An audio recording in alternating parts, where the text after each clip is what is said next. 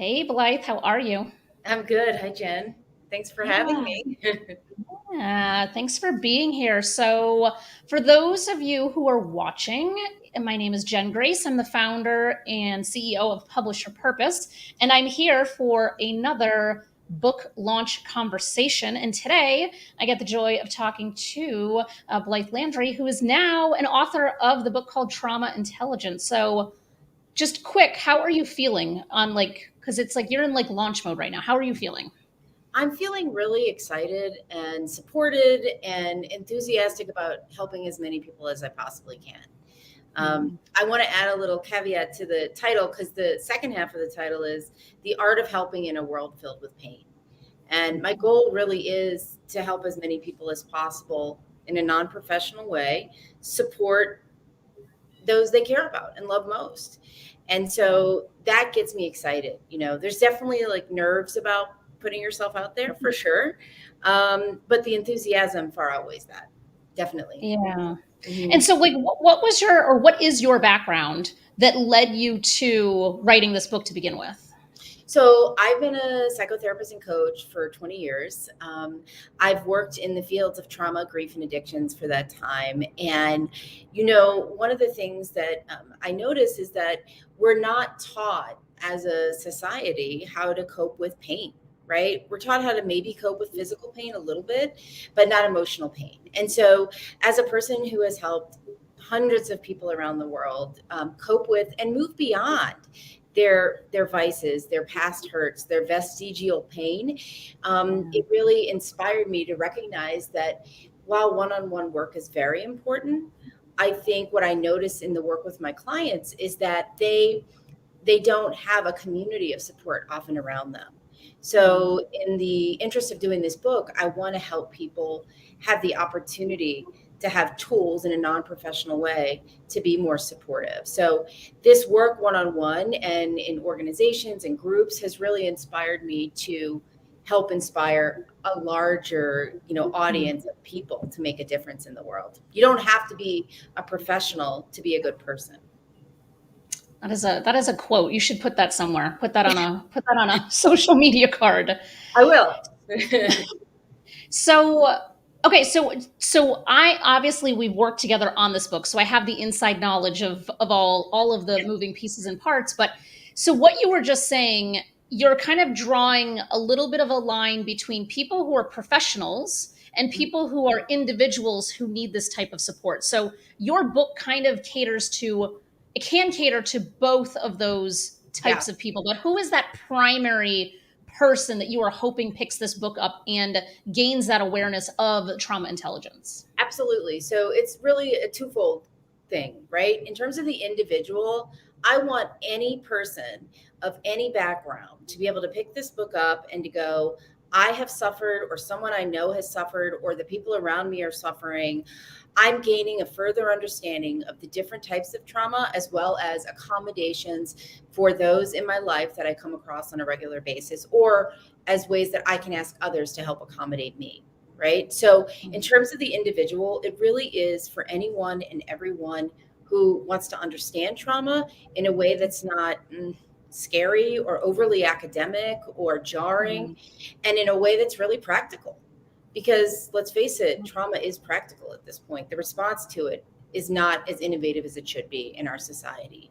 And then, in terms of organizations and groups, this is a great book for school districts, for teachers who are dealing with trauma on a regular basis in their jobs. It's great for frontline workers. It's great for organizations. I did a training with Google Health that was very successful, where organizations, even big companies, are looking to enhance their awareness of trauma and how to respond more effectively in the workplace as well.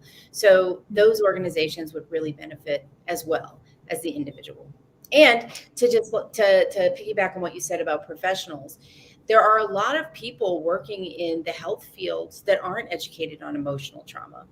And so it would benefit them as well. Mm. Yeah. I was reading something recently that was talking about how kind of the word trauma in general seems to be a little bit overused lately. Do you find that that to be true, because I want to make sure that like your approach to this and your actual professional expertise and experience really kind of lends the credibility to how you're talking about trauma versus other people just kind of like casually throwing that word around. Sure. And in recovery from anything that hurts, right? The first thing to remember is pain is relative. So there are people who experience an inordinate amount of what nobody could argue is not trauma, right? And then there are people who have what we might deem lesser painful experiences, but because of their emotional vulnerability or because of the way that they perceive the world or other mental health challenges, it feels large. The other reason I think that this word is being thrown out a lot is because of what we're going through in the world. And it is a traumatic event, what we're going through in the last year and a half, you know? And so the reality of it is it's good that people are talking more about it. But I think in the recovery field of trauma, they talk about big T and little t. And little t is going to be something that may have an emotional response within you, but isn't going to be something like, you know, you get in a car accident and the person you're with dies and you're driving the car, right? I also think there's just a misunderstanding about what trauma is. It can be event based, but it's also highly emotional. And we can't dictate as a society what feels painful to one person and what doesn't feel painful to another. So I think in a way it's good that it's being used more, but I do think there needs to be some education about what is trauma and what is disappointment. What is, what is loss and grief as related to trauma, and what is, trauma related to something different. So the other piece of it is, when we have pain in life, we should learn to respond to the feeling a person is having, regardless of what that story is for them, because that pain is real to that person. So hopefully that kind of answers your question. Yeah, it absolutely does. And I think it illustrates the title of your book very well, that it's trauma intelligence. It's not just it's just not this buzzword, there's so much more to it.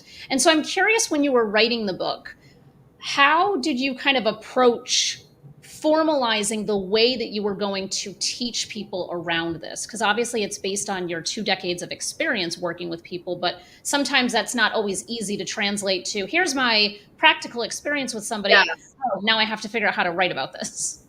Yeah, I think where I excel is in the ability to share a story or narrative in a way that is relatable, right? And so even as a person with multiple degrees and certifications and all this experience, I don't truly benefit emotionally from academic literature, academic, information. I benefit rationally and intellectually, right? My goal in doing this, as I set out to write, was to appeal to a person's emotional state and to use that emotional state in a pragmatic way. So it kind of like fuses both, right? I don't think it's overly emotional, but it definitely appeals to the human heart. And that's why there's a heart on the, a cover of the book. So I think the information that I put out there was intended to do that. And also intended to be something, like I said earlier, that wasn't overly researched or academic, where obviously those things are very important. But I'm in the business of relationships. I'm in the business of humanity, and I'm in the business of helping people get closer to themselves and to others. And so that was my intention in writing it, I think. And the other intention was that anyone of any education level could pick this up and find merit to it for their needs and their situation. I was going to ask you about that, because I know that it was very intentionally written so it is accessible, because I think so often, especially books that have a psychology approach to them, right? They're not accessible to the average person, but this is. No, and that's, I think the average person is the person who suffers in silence, right? The average person is the person who is not understanding how to utilize resources to their benefit. And the average person is just going one foot in front of the other, 2 jobs, stressed, single parent, all these things that are happening. As a friend of mine said, suffering in silence, So when someone is suffering in silence, a tool that they can read that can give them some modicum amount of hope, I think is crucial, and again, practical, because the average person doesn't have time or finances to go to therapy or coaching for years on end, but they can read a book that's a very quick and easy read for them.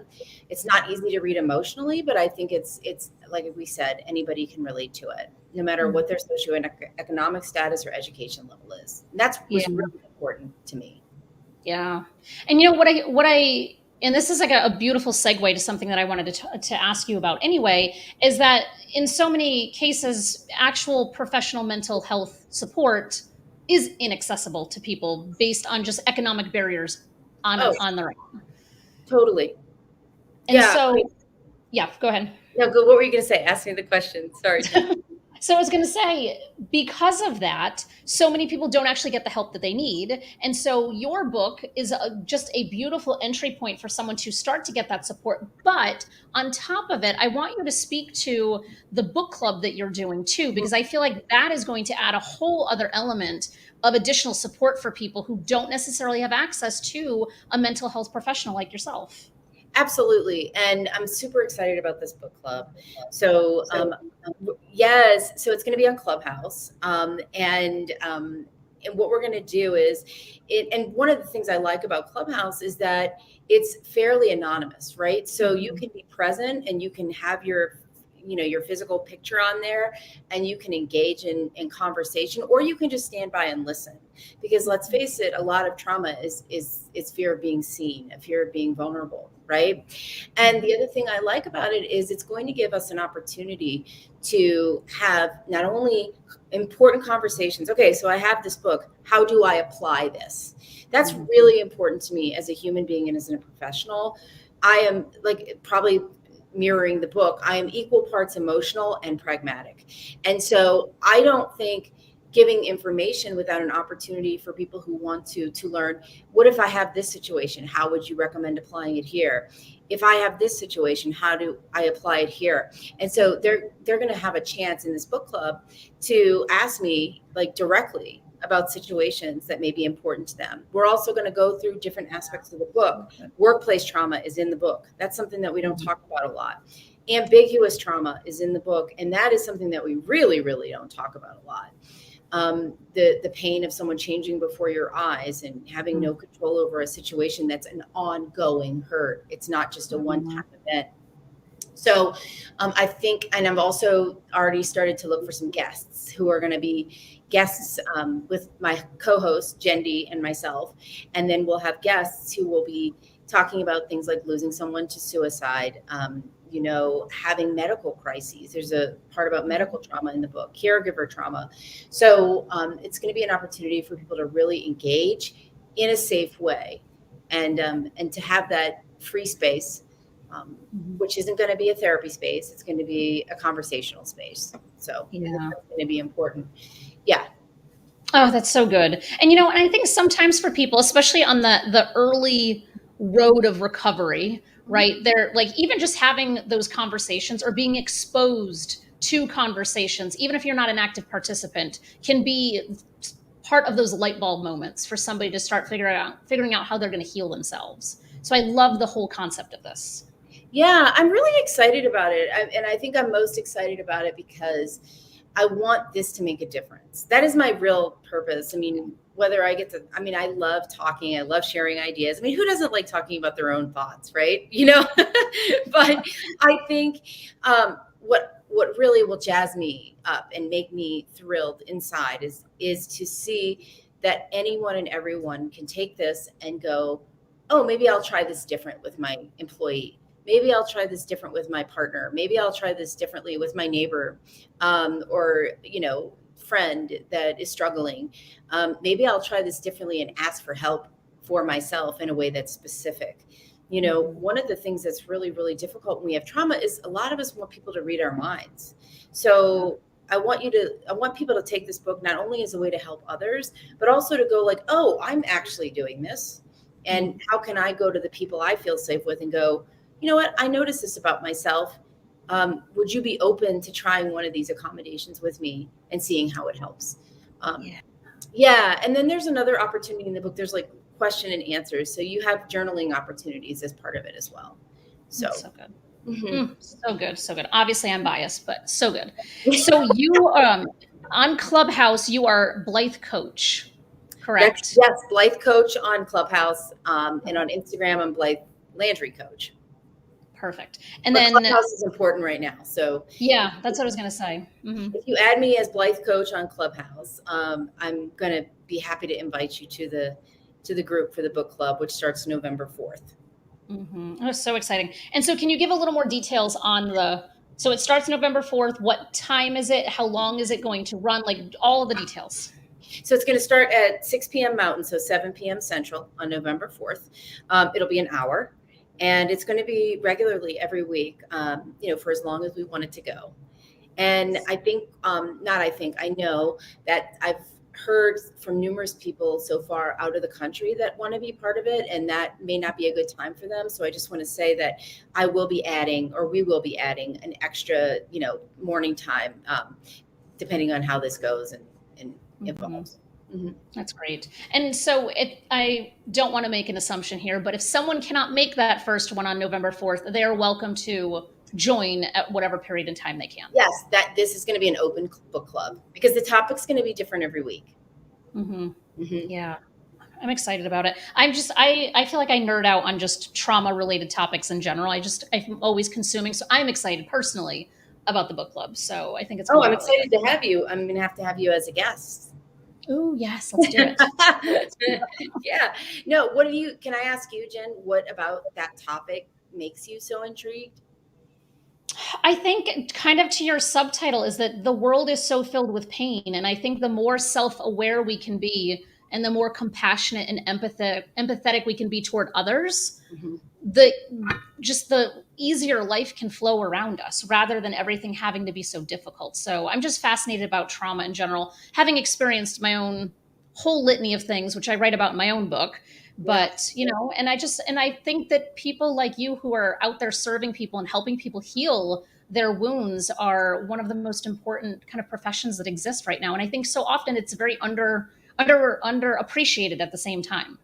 It can be because people are afraid of feelings, right? We're human beings and we're full of feelings all the time. And most people don't have the language or the comfort level to share or engage in that dialogue. So it's a real gift to have that opportunity. And I just had this idea. I want people to think about, as I alluded to earlier, you don't have to be a mental health professional or, to be emotionally astute and to make a difference. I think some of the people who make the most difference in the world are, people who have jobs that, they're out in the world, they're doing retail, they're doing restaurant work, they're doing things that they just happen to be very kind to the people they encounter. They happen to be very consistent with their employees. They happen to be very emotionally intuitive. I remember one time, this is a long time ago, I was watching this show, the Undercover Boss. And I think it was like 7-Eleven or something like that. And it turns out that he was working with this woman who was just like, she was like an angel. She was just unbelievable. She got to work every day at a certain time. And I think most angels, most people in the world that are making a difference are under the radar like that. Yeah. I truly do. So I have this idea I want to put out there to people. As you go into reading this book, I want to encourage you to think of someone somewhere in your life that wasn't in a traditional helping role that made an impact on you in either their softness, their kindness, their remembering your birthday, their consistency, their, offering an extra hand. I want you to think about that person, and I want you to embody that person as you read this, and to really consider that doesn't have to just be them. It can be you as well. Yeah. Oh, that's such a beautiful sentiment. And when you said that, in my memoir, I actually talk about an interaction or an ongoing series of interactions with the school janitor when I was in the second grade, or maybe first, second, third grade, and what a big impact that particular woman made on me. And again, talk about an underappreciated role, right? Like an elementary school janitor. Right? That's a really hard job. Yeah. What did she do that will be helpful to me? What made her so special? What made her make that difference for you? I think she helped me feel seen in the only point in my life where I actually felt seen by another human that was not my family or class or anything like that. In that very like non-judgmental type of like just show up who you are, like it's one of those, because I'm 40 now, and I have very little recollection of memories from the past, but I remember her very vividly. So it's just one of those things that you never know who is going to be that person who makes the impact, and we never know when we are the person making that impact on someone else, and I think that's a big thing. It's so important. It's so true. And I love that story. I'm glad that, I brought that up about thinking about who that person is. I think everyone has one. Everyone has Mhm. at least one. And it's often those the most unassuming that don't get credit, Mhm. And then I always say, go back and find that person if you can and say, you changed my life, you know? That's Um, such a good activity to do. that's who this book is for. Anyone who wants to be that type of human being, but Mm-hmm. just, I mean, has the heart, but doesn't have the skills, Mm-hmm. you know? Yep. Mhm. Yep. It's much easier to develop the skills than it is to develop the heart, It's right? true. Very true. Yeah. And then, for those, just to those that can't, do the book club, that are not individuals looking for help, I really just want to put a word out there. If you are a part of a nonprofit organization, a tech company, an educational organization, a frontline worker organization, I can help there too. This book is very useful as a reading tool. I can help set up internal book clubs. I can help, with large orders for groups of people, discounted rates for nonprofits. I want this to also help people who are out there. It's just kind of like both groups, right? So who are helping people who need that extra hand as well. Yeah, that's so beautiful. And so we have your website across the bottom of the screen, so they're welcome to find you there. You're all over all of the social medias, so they can find you there as well. Is there any other place that you would encourage people to find you? Obviously, we would love if you took a moment to go support the book by, getting the book. It's available on Amazon and Barnes and Noble and all of the other places. So whatever your preferred place to purchase is, go ahead and do it. But is there anything else that you would want to kind of share for ways that people can get in touch with you? So we said Blythe Coach on Clubhouse. Mhm. We've got my website, blythelandry.com. We've got Blythe Landry Coach on Instagram. We've got the other Blythe Landry on Facebook. There are two of us. Of course. So you find me on Facebook. I'm the one who lives in Albuquerque, New Mexico.